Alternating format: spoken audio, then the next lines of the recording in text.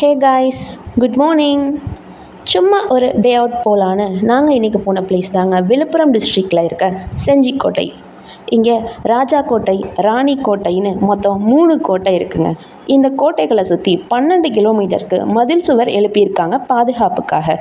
And இந்த கோட்டையில் அரசவை, கோவில், குளம், மண்டபம், நெற்களஞ்சியம், அழகான ஆழமான அகழிகள்னு பல வரலாற்று சிறப்புமிக்க பகுதிகளை உள்ளடக்கியிருக்குங்க இந்த அழகான செஞ்சிக்கோட்டை.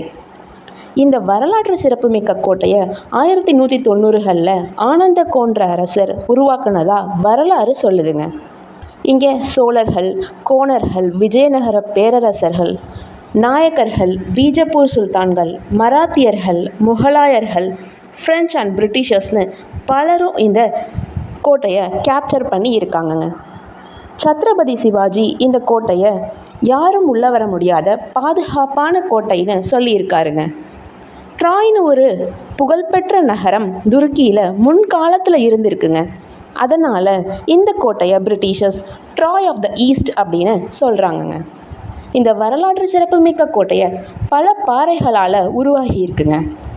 சில பாறைகள் எந்த சப்போர்ட்டுமே இல்லாமல் ஸ்ட்ராங்காக நிற்கிதுங்க. சிலர் அதில் குதித்து விளையாடுறத பார்க்குறப்போ கொஞ்சம் ப்ராப்ளம் தாங்க.